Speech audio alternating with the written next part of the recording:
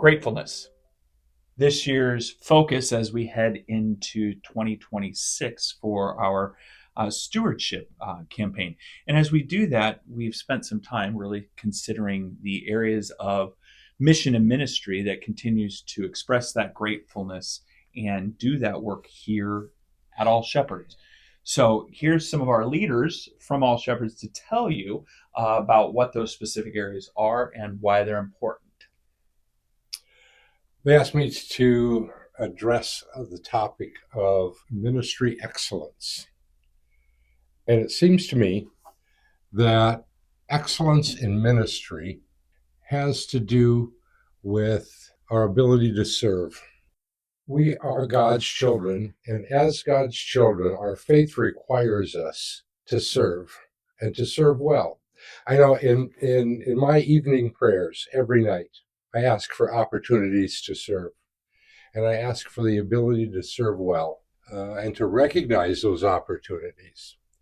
Those opportunities abound in this church. Everything from serving on council like us, to mowing the lawn, to participating in secret shepherds, to small groups, and ways to impact this faith community and our community in general. And so we invite you to do that. And oh, by the way, we need your financial supports too, okay? Because we have to pay the mortgage and we have salaries to pay. This stewardship campaign is about all of those things. We need your participation in the programs, we need your support financially, and we need your prayers.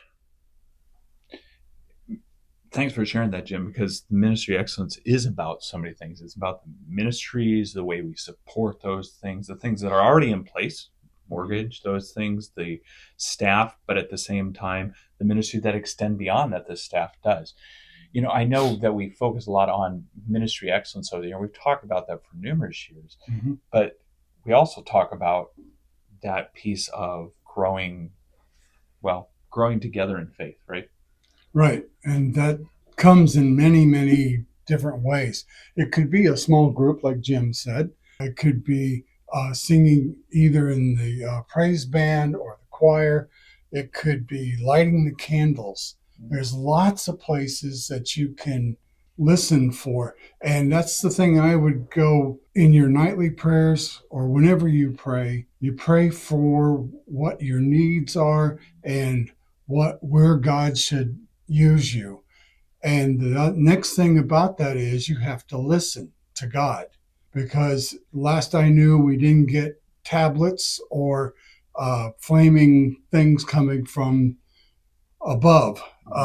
He's a little more subtle than that these days. There's a huge range of places so that you can get enriched yourself and that you can enrich others. There's a men's Bible study. There's the men's breakfast. There's a ladies' Bible study, and I'm not sure they have a breakfast, but wouldn't surprise me if one generated. There's tons and tons of interactions that you could be part of in church itself and in outside of the normal worship time. Like the New Faith Nights on Sunday. Yeah, New Faith Night on Sunday is a big one. We've got other things, interactions with our partners, whether it be the YMCA, the Scouts, the soccer fields. There's tons of people using the pavilion and for different things. I know we've got at least 2 outside groups meeting there during the week. So, well, what you've talked about is, so when we look at growing in ministry excellence, right, we're really talking about supporting all the ministries that are here.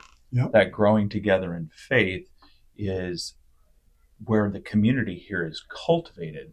And when your community is cultivated and it grows alongside one another, the natural thing is it grows outside of itself too, right? It's about sharing that God's love outside of this community and engaging people in different ways. And I know that's something that's been really important for what we're doing with our praise worship. It happens at our other worships, Where if I were interested in participating in a ministry program, but didn't know what my choices were, okay, where would I find a list? Well, first of all, always, you work with the office with what goes on, and we connect you into people. At the same time, I think it's more than just connecting into what the office can tell you. Is we have numerous people in the community that are part of small groups and will guide. So find somebody who's been here and talk to them. And at the same time, if you are interested in somebody or something to do, right? Go up to the leader of that and say, I might be interested in doing that. That's a huge thing though, right? We don't always like to put ourselves out there. And that's a little bit challenging to do. So if your comfort is reaching out to office, we'll definitely get you plugged in. If you know somebody in the community that you have a great relationship, talk to them. They may know something more. If you want to take that extra bold step and go to a leader, I know any of us here would share, but I know there's other people who would. I think that really brings us to the point is how do we start reaching out and sharing that with other people? I know that's an important thing for you, Jim. I know that's you, Kelvin. And I know you've done some of that too, Heather. Yeah, that's actually an area that I'm extremely interested in, which is spreading God's love out into the community. So we take everything in that we are fed by here in this place and by these people. And as we grow in our faith together, and then we reach out and we have to share God's love outside of these walls. And we have to share God's love and message as we're able. And we've been able to do that some with the band. We've been out and we've done a First Friday up in Delaware. We've done a couple nights here in the shelter, and that's been really fun. But looking for more opportunities. I mean, I know we donate and we give to PEN, and we do those kind of things that are trying to reach and spread God's love out to the community. And so giving to this next year of what we could actually do. How much further can we reach out to the community? How can we let people know how much God loves them? I really have to appreciate what, first of all, you all said. Second of all, it's what can we give, right? We know that a huge part of this is giving of ourselves. I mean, without us, none of the ministry happens.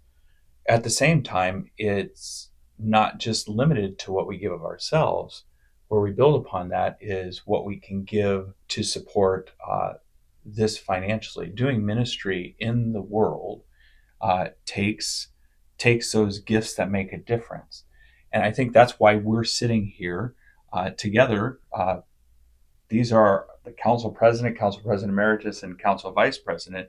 And we're telling you this story because this ministry is important to us. And we think it's important in the world these days is to talk about God's love. And with that comes our request.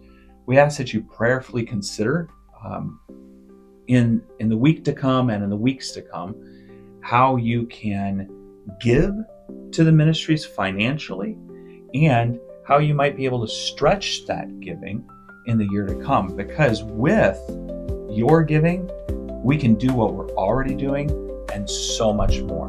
So it's our invitation to you to pray about it, talk about it, and then make your commitment to it for 2026, because we are so grateful for all that you do. Thank you. Thank you. Yes, Thank you.